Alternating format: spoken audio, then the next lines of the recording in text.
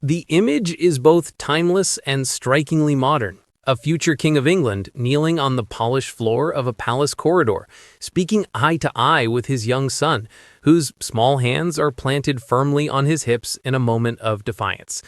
It is a scene that would be familiar to parents worldwide, yet it unfolds against a backdrop of immense history, duty, and global scrutiny.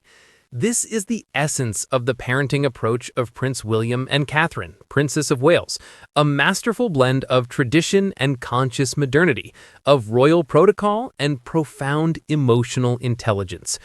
For centuries, the upbringing of royal children was a distant affair, overseen by nannies, governesses, and tutors, with parents often appearing as formal, revered figures in portraits rather than hands-on caregivers. The emotional landscape of the nursery was rarely a public concern.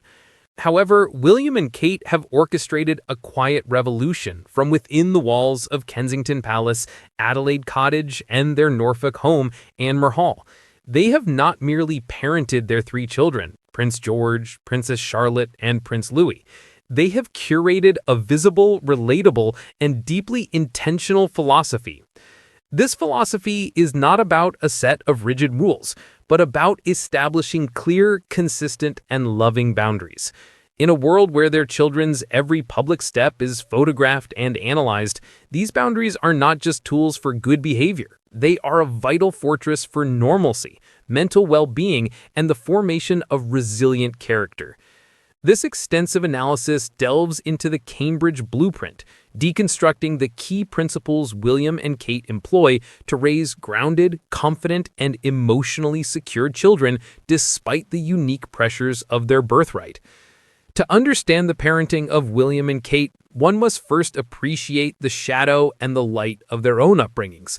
Their approach is, in many ways, a direct and thoughtful response to the childhood experiences of Prince William, and most poignantly, his late mother, Diana.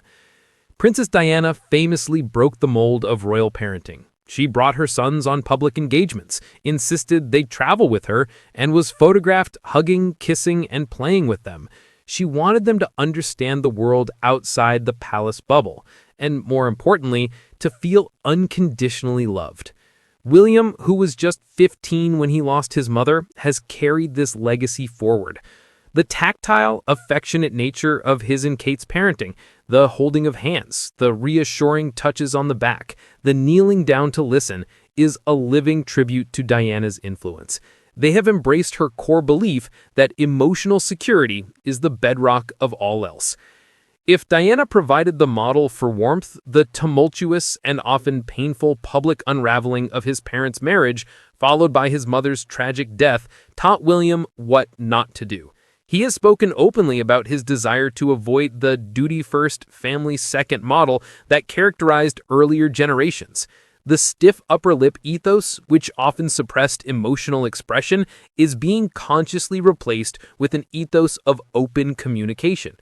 Royal biographers note that William is determined that his children will never feel the isolation and pressure he sometimes experienced.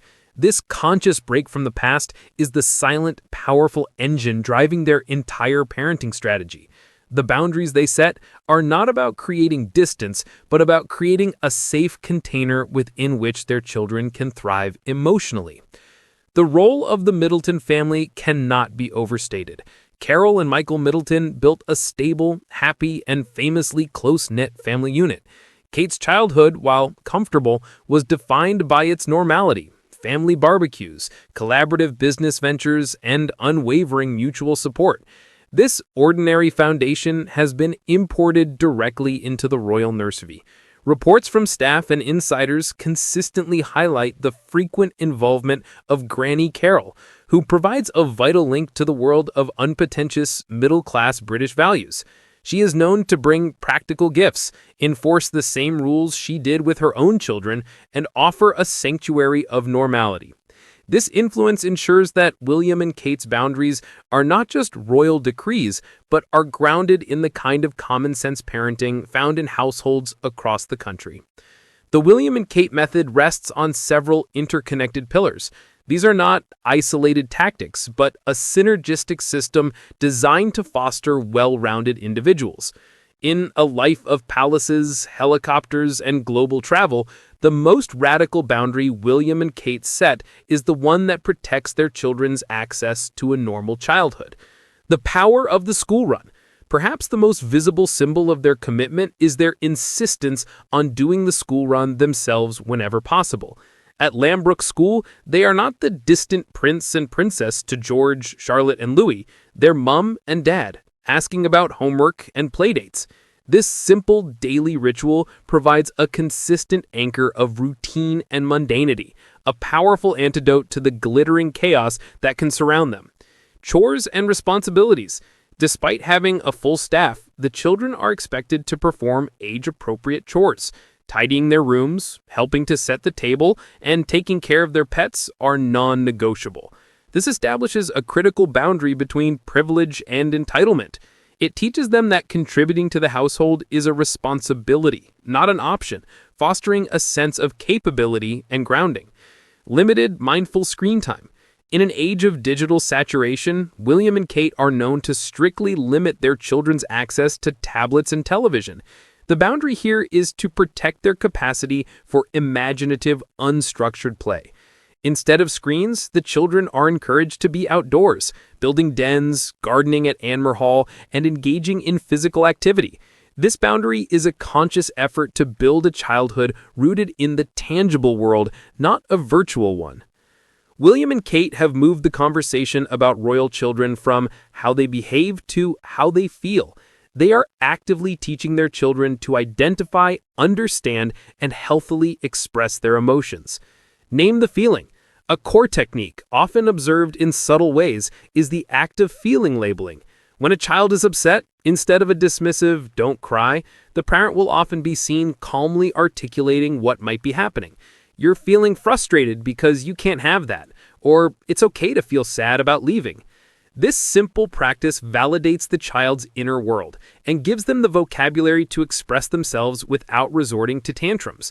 Leading with empathy. The famous bench conversations that William and Kate have promoted through their mental health initiatives, Heads Together, are practiced at home. They model empathetic listening. By getting down to their children's eye level, they physically and emotionally enter their world, showing that their perspective is valued and heard. This builds a boundary of trust, assuring the children that their parents are a safe harbor for all their feelings, not just the convenient ones. Managing big emotions in public. The world has seen Prince Louis's exuberant, sometimes unruly behavior during major public events, like the Platinum Jubilee.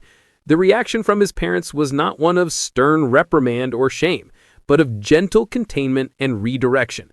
This sends a masterclass in balancing emotional validation with behavioral guidance. Navigating immense privilege is a unique challenge. William and Kate are meticulously building a framework for their children to understand it not as a right, but as a platform for responsibility.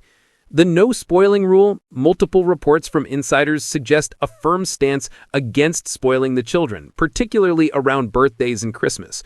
Gifts are often practical or experience-based, and the sheer volume is kept in check.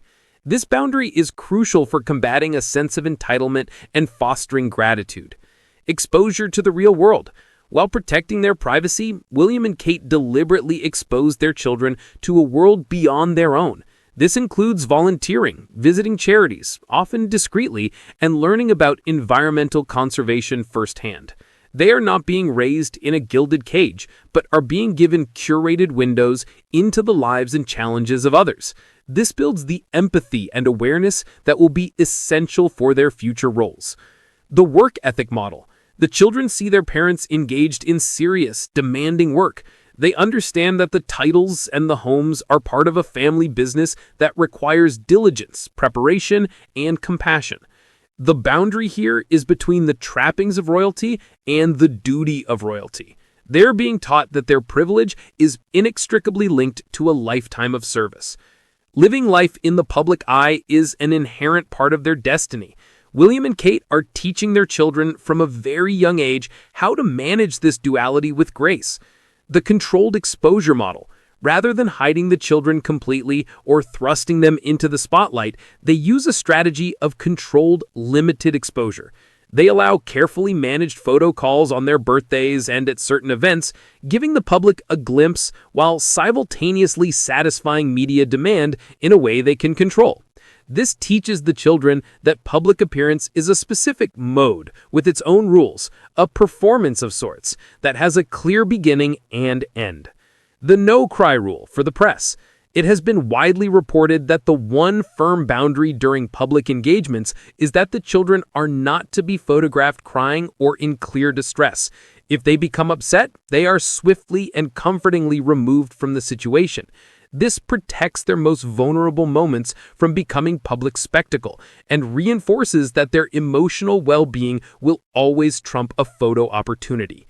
Creating private sanctuaries. Their homes, especially Anmer Hall in Norfolk, are deliberately designed as private sanctuaries. Here, the boundary from the